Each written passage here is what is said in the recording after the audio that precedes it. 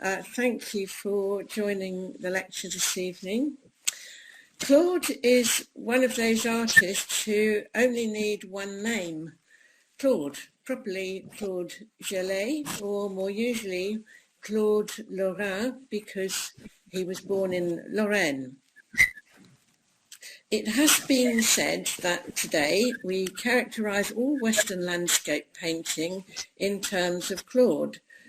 We see everything as either preceding or following him, with the artist himself as a kind of touchstone from which flowed the development of everything we associate with modern landscape. Close observation, truth to nature, balanced composition, planarism, values that influenced all the major landscape painters from Corot through to Constable, Turner, Cézanne and the Impressionists. That influence from Claude wasn't always overtly acknowledged by every painter and critic though. Although Claude was revered in the 17th and 18th centuries and was the absolute idol of J.M.W. Turner, it was his contemporary Nicolas Poussin who later enjoyed more kudos. Poussin impressed with his almost abstract blocks of colour and his rigour of line and composition. Claude, in contrast, seemed just poetic, and it's a word still often used about him. As here, this National Gallery catalogue from an exhibition actually nearly 40 years ago now, in 1982. And of course there is truth in the view of Claude as the painter of idyllic scenes illustrating stories from the past. His paintings are meditation on the former glories of a lost golden age. The events of his classical and biblical stories unfold within the landscape of an ideal past of peace and light and harmony. The drama of the stories tamed by the calm suns setting over glittering seas or verdant countryside, distant blue horizons and peacefully grazing sheep and cattle. So we can see a great deal of this here. This is actually a detail from this painting, sometimes called the mill for obvious reasons. You can see the mill with its wheel towards the centre, but also known as the landscape with the marriage of Isaac and Rebecca, the son of Abraham, of course, in the Old Testament, but it's set in a modern scene. We know it's the marriage of Isaac and Rebecca because Claude has written that on the leaning tree trunk just to the left of that rather gorgeous red skirt in the centre. Claude meshed his biblical stories with classical values in the pastoral landscape, looking back to the Arcadian tradition of Virgil's Georgics, the poetry where the slow rhythms of country life are the ideal. Civilised life in an earlier golden age was thought to have been innocent and rich in variety, associated with music and dance. So there were often shepherds, herdsmen, musicians playing the reed pipes or other instruments. That all links with the Roman value of otium, leisure, not just the leisure to lie about, but the productive, leisure to write, enjoy contemplation, music, or philosophy, or rest from its opposite, otium, negotiation, business. So Claude was very conscious of that sort of value. We see here the beauty and richness of the countryside, the umbrella pines were a symbol of wealth. And we note that this was commissioned by one of Claude's powerful patrons, Cardinal Pamphili. A lot of them were close to the papacy, many were cardinals, but for Cardinal Pamphili, he did a pair. Claude had an amazing quantity in his output. 250 of his 300 paintings survive, and about half of his paintings are actually companion pieces, as here. This one, these two, he did for Cardinal Pamphili, who, excuse me, famously actually traced his heritage back to Greece. Hence we have a view of Delphi as the companion to the mill painting. Claude would use correspondences and contrasts in his pairs, as here. So we have morning scene on the left, evening on the right, landscape inland on the left, a maritime view on the right, contemporary world, despite its biblical subject, on the left, a hint of the classical world on the right. We will see that Temple of Apollo to the right of the Delphi picture in another painting later on. It was modelled on the Pantheon in Rome. So both these paintings also have Claude's trademarks. He, I suppose you could say, painted almost to a formula: the tall framing trees or buildings, the distant hazy blue in the far part of the painting, framing trees, as I've said, small figures, light bathing the whole scene. They all look as if they have this kind of pastoral and harmonic atmosphere about them. Let me just pause though for a little bit of biography. This is Claude's self-portrait. He was born in around 1600, maybe a couple of years later, in the then independent Duchy of Lorraine, to poor parents. He had little schooling. He was brought up to be a pastry cook. His parents died, in fact, both of them, before he reached his teens, and soon after that he travelled to Rome, where he lived for the rest of his life, with only one brief trip back to where he was born. In Rome, he was trained in art by Agostino Tassi, a landscapist and painter of illusionistic architectural frescoes. Picture those stately homes or palaces where the whole of the vestibule, the staircase, the walls, the ceiling are painted in fresco. That's the sort of thing I'm talking about. And what it did for Claude was to train him very rigorously in not just landscape, but other scenes, coastal scenes, illusionistic architectural buildings, little figures, anything to fool the spectator that they were actually looking not at walls and ceilings, but out into the world itself. And this meant a great value was placed on perspective, in which Claude had a lasting interest. Let me show you also another influence on him apart from Tassi, and this is the Bolognese school. I've made that sound like spaghetti, haven't I? I didn't mean to. The School of Bologna.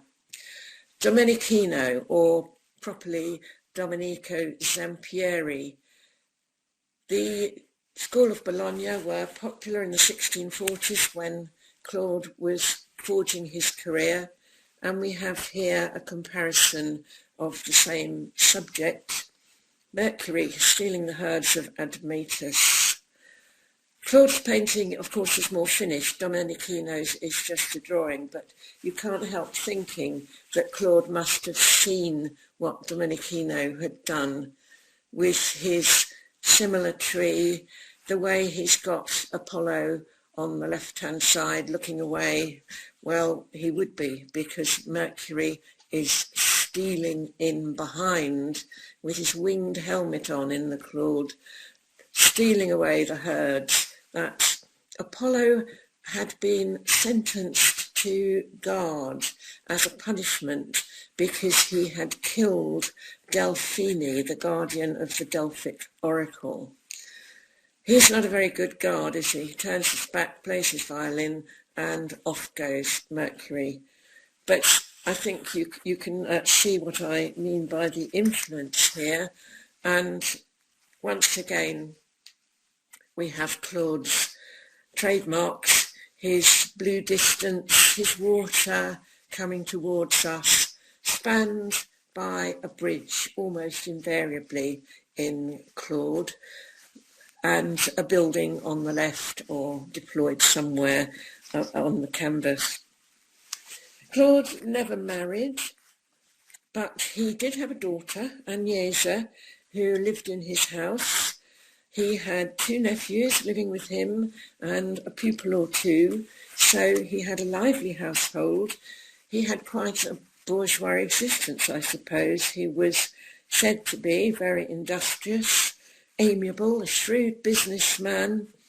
He became keenly sought after as an artist and had a successful career into his old age, and he amassed a considerable fortune.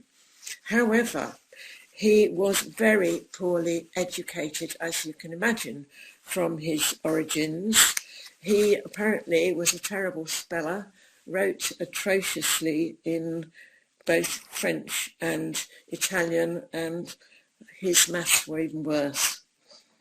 However, he did have an extensive knowledge of the Bible and the classics, notably Ovid's Metamorphoses, and later in his life more of Virgil when he began to read the Aeneid, the journeys and adventures of Aeneas after the Trojan War. I'm focusing a little bit on Ovid particularly. I don't know if some of you might be doing the myth course A330, but if so, some of this hopefully will be rather resonant with you. The interest in classical sources had been growing since the rediscoveries of classical manuscripts in earlier centuries during the Renaissance, which encouraged scholars to collect myth, and there was much emphasis on the Christianization of myth. There were official Vatican mythographers looking for Christian messages in the ancient myths. So educated patrons like the Pamphili encouraged painters to go to classical mythology for their themes. I'm hoping to illustrate tonight how, following Ovid, Claude presents mythological stories as quite a profound meditation on the nature of human existence and its problems, how we strive, how we fail, how we cope with change and challenge. He made a point of writing titles on his paintings, as with the marriage of Isaac and Rebecca, which suggests he wanted spectators to note the lessons of his stories and their silent comments on life, on power and powerlessness, on fate and inevitability. So his painting is not just poetry for this reason, and for another reason too, which is that his painting is actually much more structured and analytical than it might at first seem. Have a look at this one. His prevailing moods were carefully created always through colour, composition and close observation of nature, but also, in a sense, through geometry. Let me show you a grid. Claude was in the habit of dividing his canvases into fifths and thirds. There are 5 rectangles widthways, 5 rectangles vertically. So we've got 25 rectangles. Right in the middle is a castle. He very often put his horizon 2/5 up from the bottom, 3/5 down from the top, however you want to look at it. And you can see the trees on the left give way to the sky 3/5 along. The characters here all inhabit their own rectangle. Narcissus, dead centre at the bottom. Echo is right on the left-hand side, apart from her legs. There are 2 other, actually slightly anonymous, nymphs or dryads in separate rectangles as well, which you can see. So this careful deployment leads to a mood which is really gives a sense of stability and calm. The mood is gentle, languorous, and the pool, let's get rid of this, is just as described by Ovid. Picture, says Ovid, a clear, unmuddied pool of silvery, shimmering water. The shepherds have not been near it. The mountain goats and cattle have not come down to drink there. Its surface has never been ruffled by bird or beast or branch from a rotting cypress.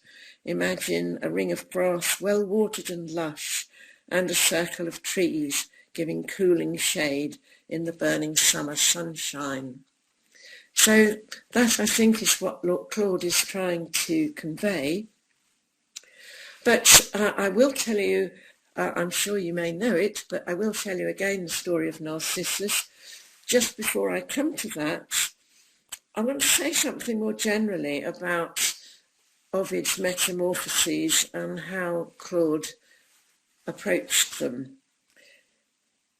In his poem, we encounter gods and heroes and a cast of hundreds of lesser beings, nymphs and sibyls, naiads and dryads, and the mortals, as Narcissus was, who blindly follow their human whims, ambitions, and desires, and all too often are duped and punished by the gods because of their inability to penetrate the gods' ruses and disguises, and the gods exact harsh retribution for mistakes or hubris. But Claude does something in particular where Ovid's world in Metamorphoses is quite unstable, full of movement, constantly streaming forward. Claude tends to freeze the moment before everything goes wrong, before someone makes a fatal move that will have catastrophic consequences, steps over a line from which there is no going back, or before the intervention of a divine force, the moment when disaster just could, apparently, be averted. Europa might not be seduced by the beautiful white bull who is Jupiter in disguise. Psyche might resist temptation to look on the face of her lover. Paris might decline to judge the beauty contest between the 3 goddesses, and the Trojan War might not happen. Here, Narcissus might look away from the pool, but we know he doesn't. Transfixed by his own image, he remains oblivious to his surroundings, rejects the lovelorn Echo and will be changed forever into a flower. So this is the moment before, it's the pivotal moment. We know what happens, Claude knows we know. Narcissus was admired for his beauty and has taken himself, with no self-knowledge at all, at the value of others. All that his lovers adored, says Ovid, he worshipped in self-adoration, blindly rapt with desire for himself. He was votary and idol, suitor and sweetheart, taper and fire at one and the same time. As for Echo, she had already been punished by Juno, who denied her speech except to repeat someone's last words, and now, consumed by grief at her rejection by Narcissus, she will become a rock. And what I would like to emphasise is that there is so much we can learn from these stories. So much in this one particularly is resonant of today's self-obsessed social media culture. And what we ought to learn is being good looking is not all important. Self-absorption at the expense of engagement with others is stultifying. It turns Narcissus into a flower and Echo into a rock. Unrestrained passion robbing both lover and the beloved of their identity. So this is really what I'm hoping to emphasise, that there's always something really quite profound in the paintings that Claude does of the myths, indeed of the biblical stories as well. I'm going to go on to a couple more myths, but before I do, I want to just relate these trees and this verdant, lush vegetation to Claude's sketches.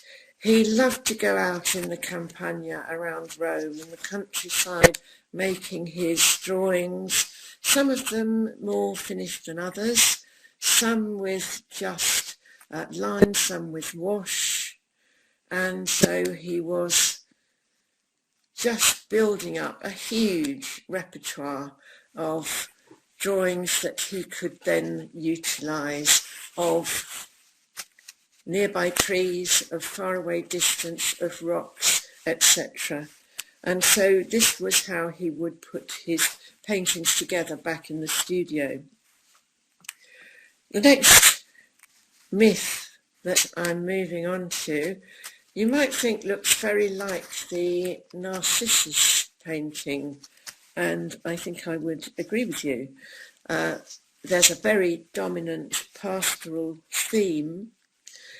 Here, though, it's dominating even an uncharacteristic scene of violence.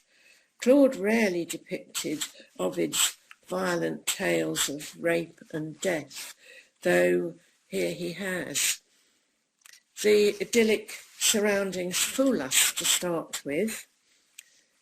We have the same hazy distance, the typical tall trees, the foreground pool with cattle drinking. The reclining river god seems to preside over quite a peaceful scene, and our eyes roam around the canvas till we notice under the tree the contorted figure of Marsyas, who is being tortured. Marsyas was a satyr who, in the story, had discovered Minerva's flute and started playing it, not knowing it was hers. Minerva was the patron of the arts and learning, but she was a pretty stern goddess. Marsyas went on to challenge Apollo to a musical contest, This was rash, as Apollo represented celestial harmony and was a god, and even rasher because the the 9 muses who had a close association with Apollo, were asked to judge the contest, and they said Apollo, unsurprisingly, had won.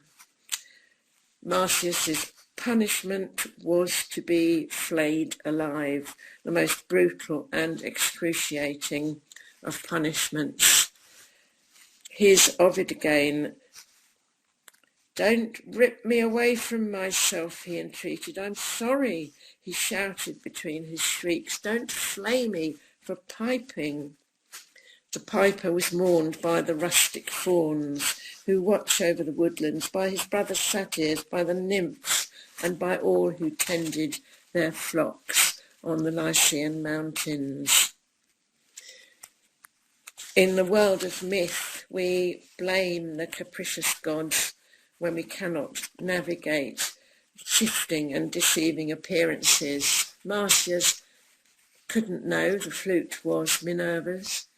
He was perhaps overreaching himself, but as always, we end up at best disappointed and at worst, as here in tragedy.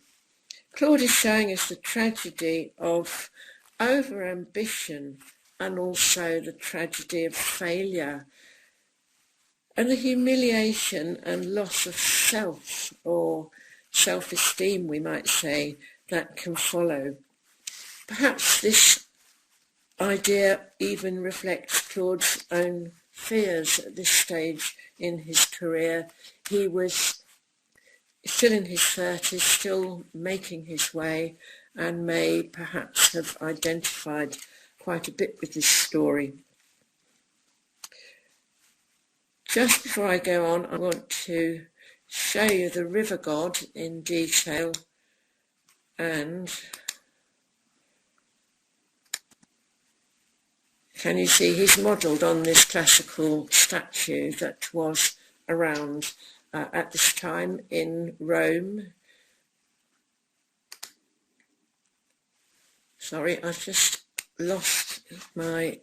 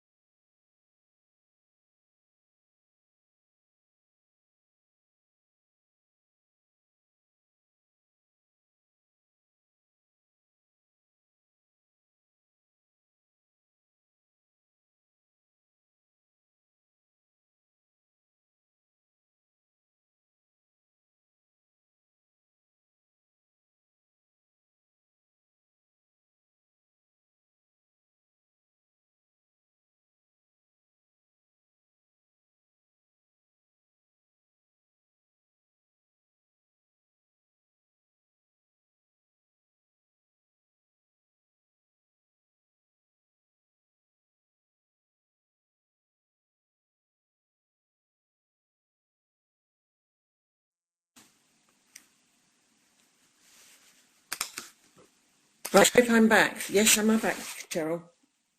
Yeah, okay, sorry about this. I don't know what happened there. I just got thrown out. However, let's move on. And this is another myth. Cephalus and Procris, reunited by Diana.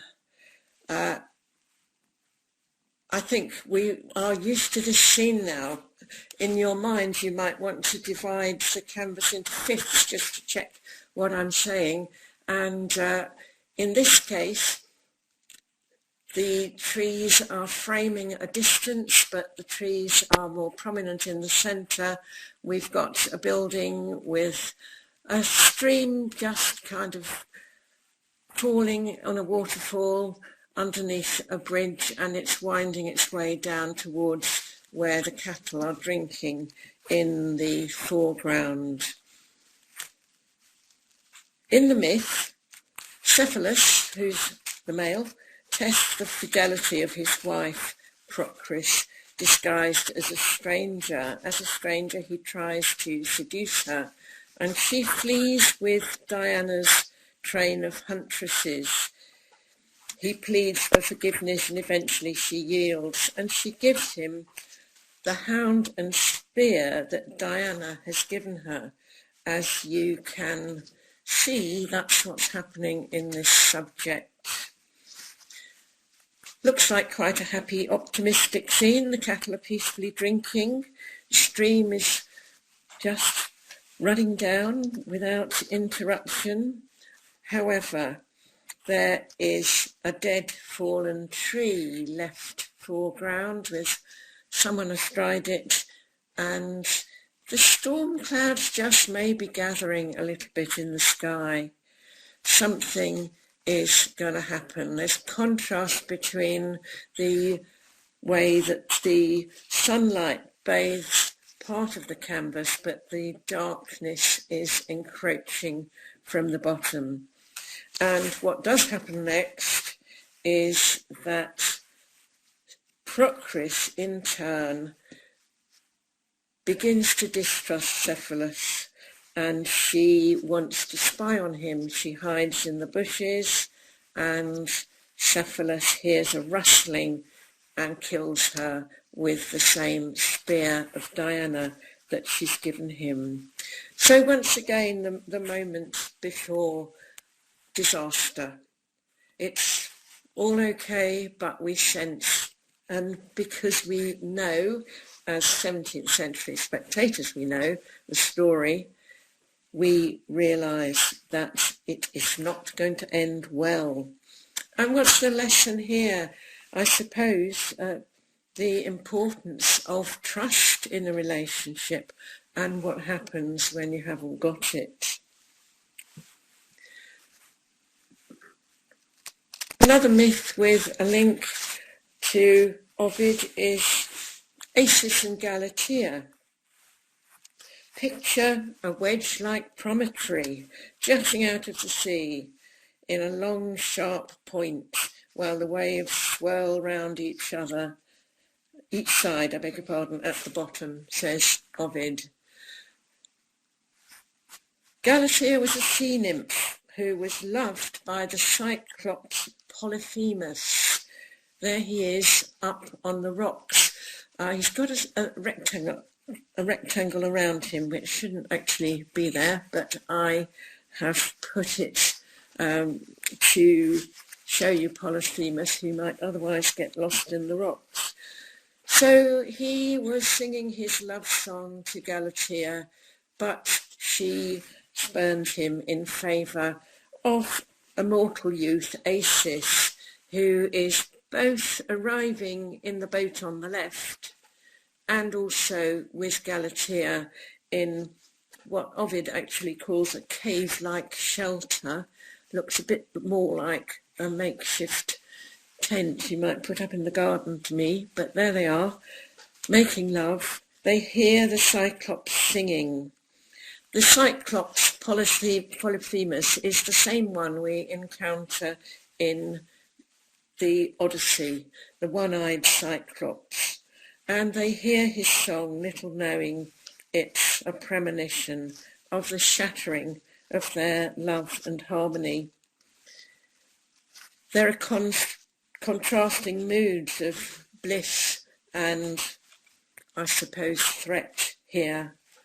There are flowers, I don't know if you can see them, around the so-called cave-like shelter, but the barren rocks, and there really are clouds gathering in the sky here, symbolise something that's going to end in catastrophe.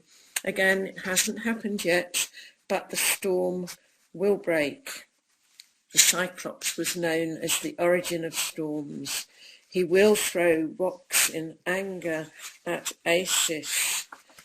Galatea, she's a sea nymph after all, will dive into the water, which for her represents escape, shelter and purity, but Isis will die under the bombardment of rocks, and he will be transformed into a river. So for him, water represents his fate, the end of the Cyclops' violence. I think I tried to enlarge the Cyclops so you could see him, but as you see, it actually is not high enough resolution to do that, but that was just really to show you where he was. So I'm ending this little run of myths with the Judgment of Paris. I mentioned that before. Paris, who was the son of Priam, king of Troy, was a shepherd on Mount Ida. He was not in Troy, he was away on the mountain in order to avoid the prophecy that he would bring doom to the city. No avoiding a good prophecy, is there? It is going to happen, he will bring doom, but we don't see that here. He was asked by Jupiter to judge the contest of the three goddesses who all wanted a famous golden apple. So we see, I think I'm going to enlarge them, Venus naked with Cupid. On the right is Minerva with her spear and helmet, adjusting her sandal, and Juno, the wife of Jupiter, who has actually asked Priam to do the judging. Juno is there in the centre with her peacock.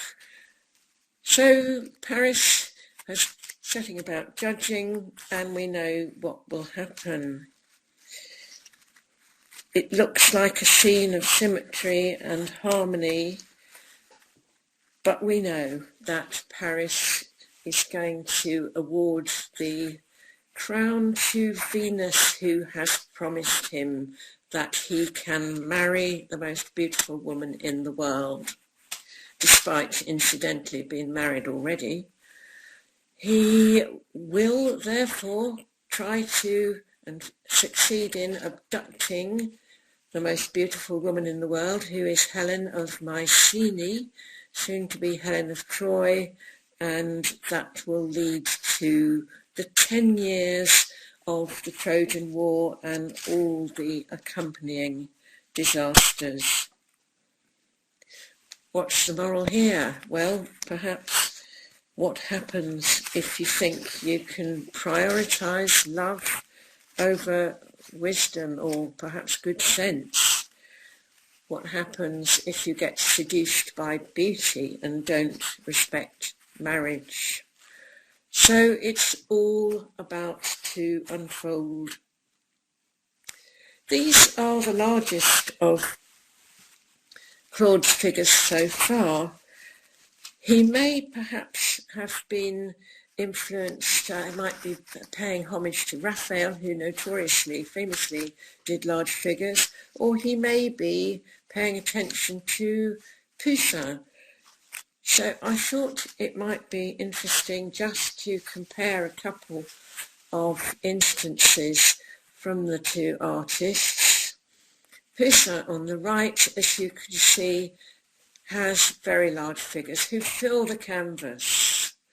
Claude's figures are larger than normal, but by no means do they fill the canvas.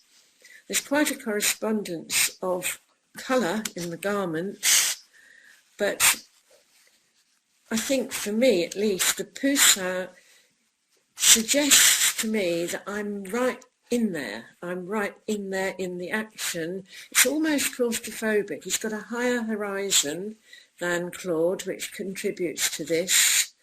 So where with the Claude we seem to be spectators, we're looking from a distance, with Poussin he puts us right in the centre. Rinaldo and Armida is not a classical subject, particularly. Armida was a Saracen sorceress in a story who put Rinaldo to sleep, but just as she was about to kill him, she became overwhelmed by his beauty and fell in love.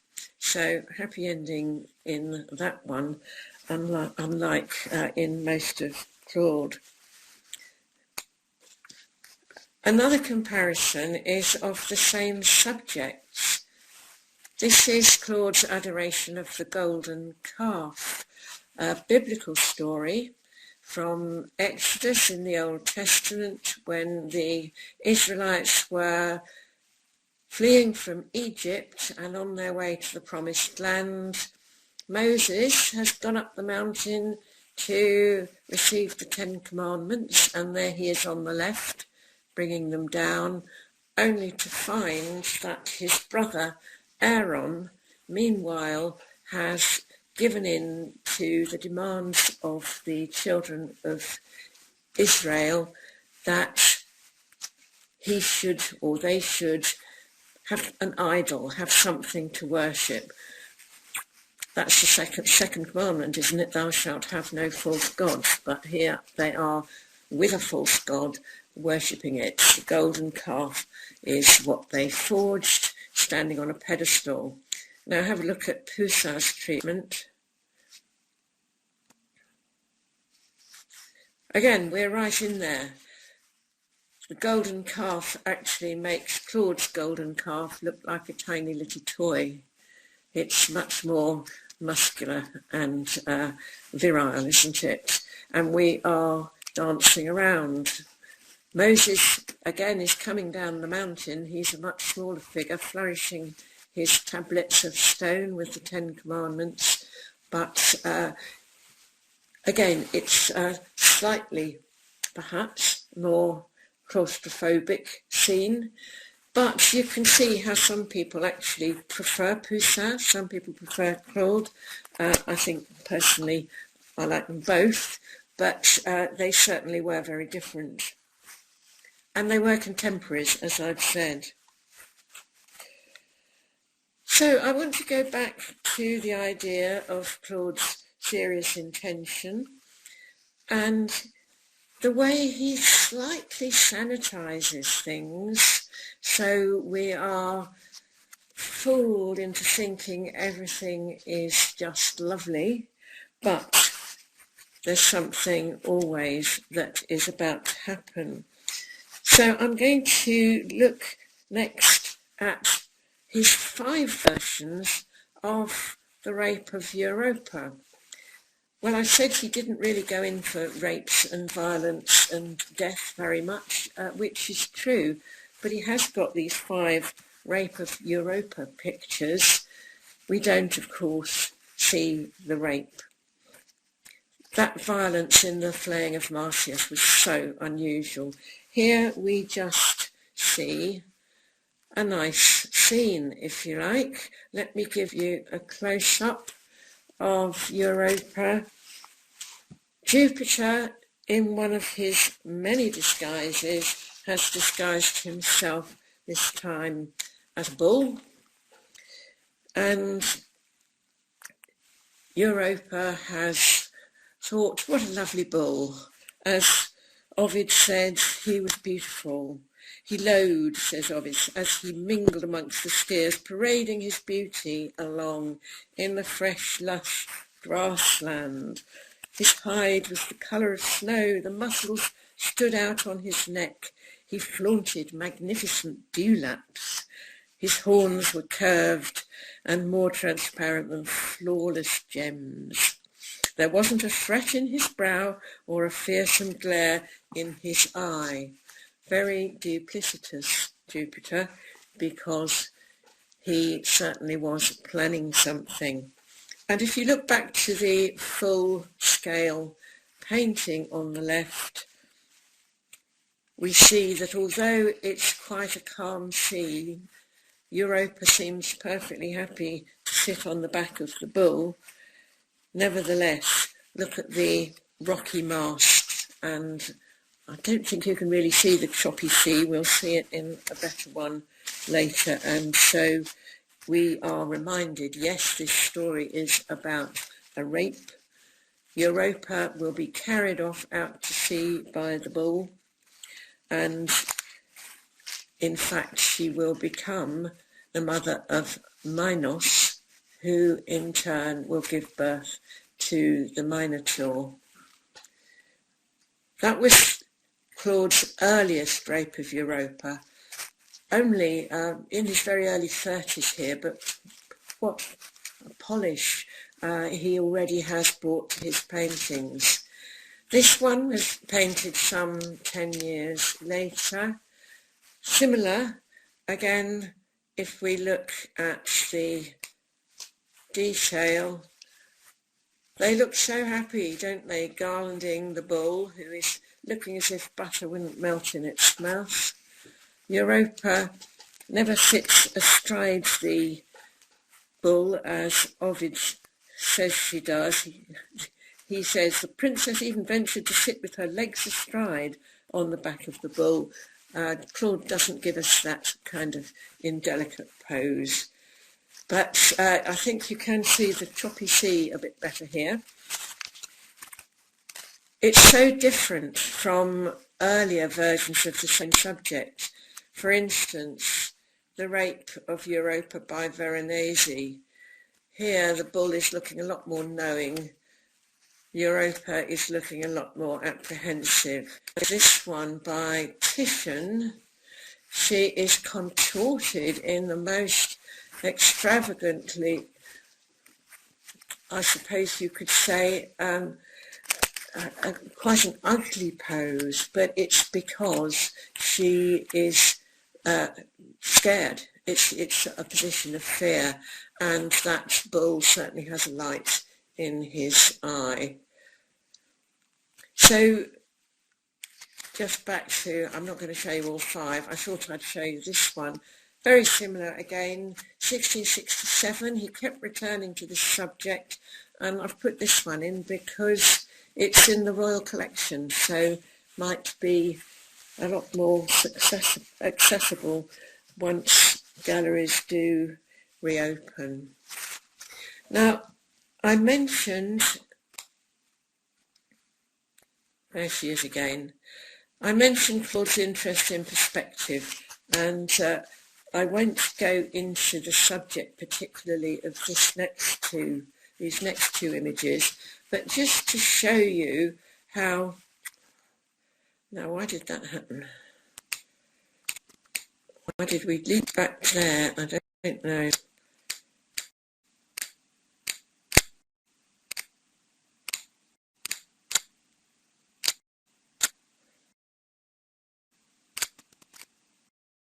Here we are, this is where we meant to be, just to show you his lines of perspective. Horizon, almost 3/5 down, perhaps not quite. You've got these perspective lines with a vanishing point. I hope you can see where I've started them on the buildings. Vanishing point right at the edge of the canvas, or just past the edge. This one, those all stop at the edge. These go past the edge. It's those very gentle diagonals that very often provide Claude with his atmosphere of calm, atmosphere of stability, nothing too, I suppose it's nothing too far from the horizontal, really. I said we'd see that temple of Apollo again, based on the Pantheon. There it is. But I'm moving on to the next.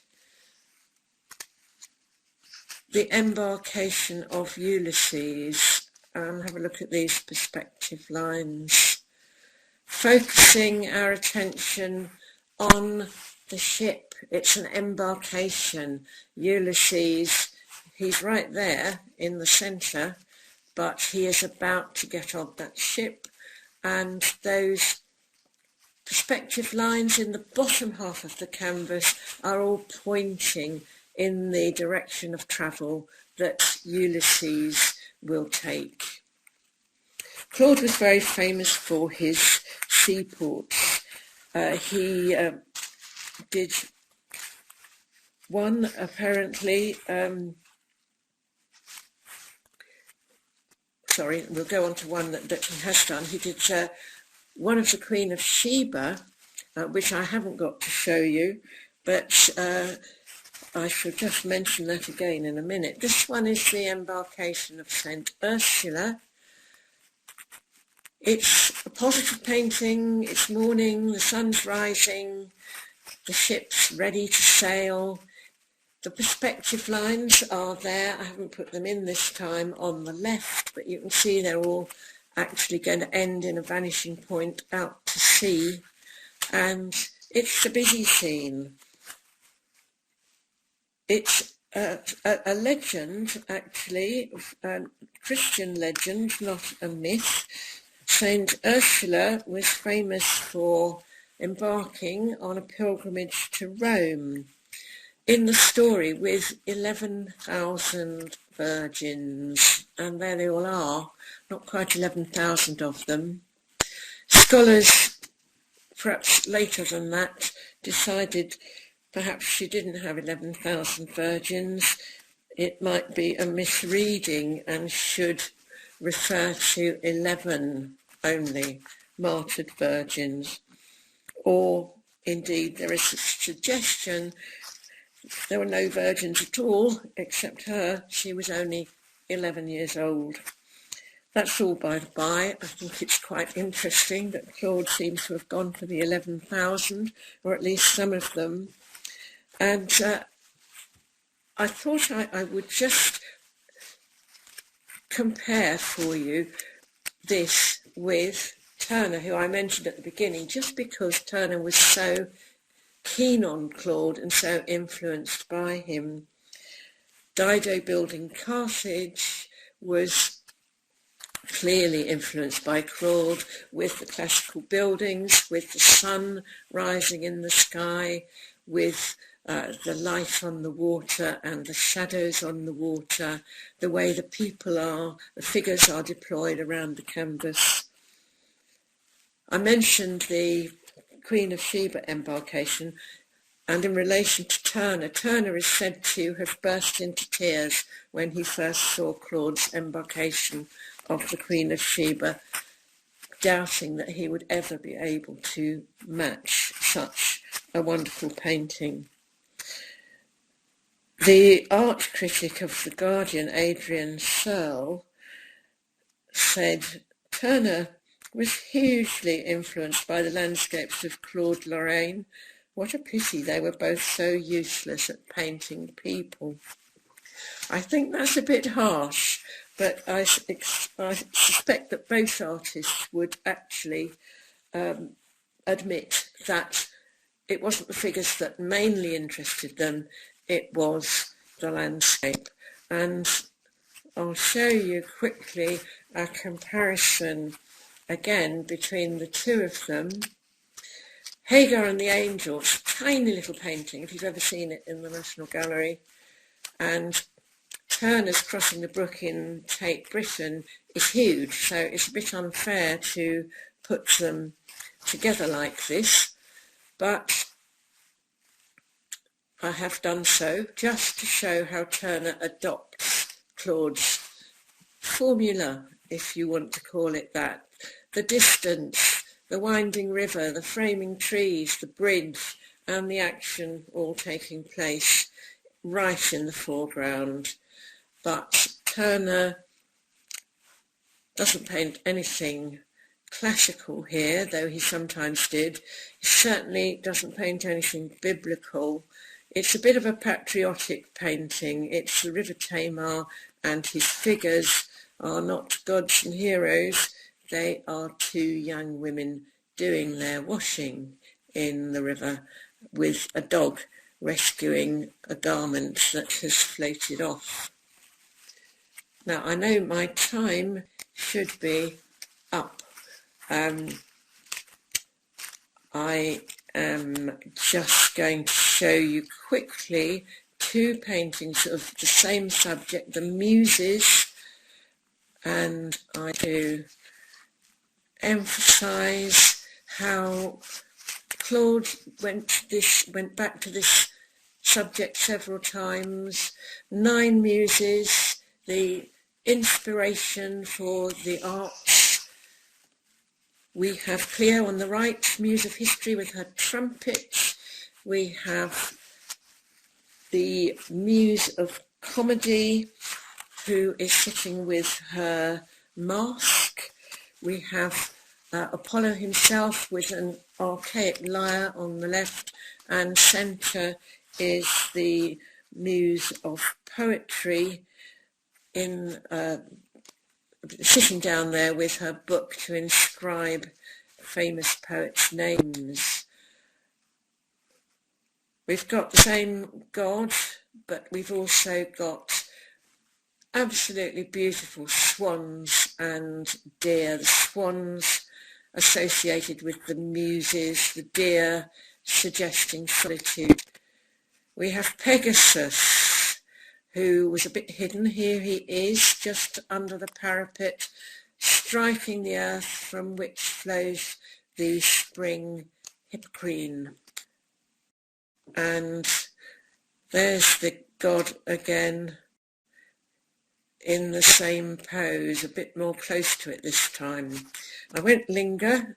I'll move on to my second last painting, another painting of the Muses, which shows you Minerva this time on the right with her spear and helmet, visiting the Muses. She was, as I said, the goddess of arts and learning and wisdom, and they were inspirations. And then I come to my last painting. Minerva looks extremely elongated there. Have a look, if we can get to it, at this one. This is one of Claude's 6 paintings of the Aeneid, of the story of Aeneas founding Rome. If you're thinking Romulus and Remus, forget them for the moment. We've got Aeneas founding Rome. This is not Aeneas, it's his son Ascanius, who is shooting the stag of Sylvia. Beautiful pastoral landscape. I think you'll agree Ascanius is a little bit elongated, or not just a little bit. If you put him next to the Apollo Belvedere, you will see how very not classical he is, but it's a lovely landscape. And it's my last scene, but I think what I wanted to emphasise is that I've said Claude was not just about poetry, but I'm not saying he wasn't about poetry at all, because I think this landscape is totally beautiful. So, in conclusion, well, Claude roots his myths, as I've said, with careful composition, planning, perspectives, in landscapes that are so dominant that landscape may seem to be all he's concerned with. But he did have a serious intent, and I think we can come away with quite a few lessons which may be really quite relevant today, almost ultra relevant. What does he tell us? Life is fragile and vulnerable. The threat of tragedy is present even when life seems regulated and tranquil. One moment can change the trajectory of history and the course of life. We humans are at the mercy of fate and powerful people, and also of our own flawed desires, ambitions, and limited vision. But perhaps this is what we need to emphasise, particularly at the moment. The peace of nature and our place in it can always lift our mood and provide comfort and solace. That's my finish. Thank you.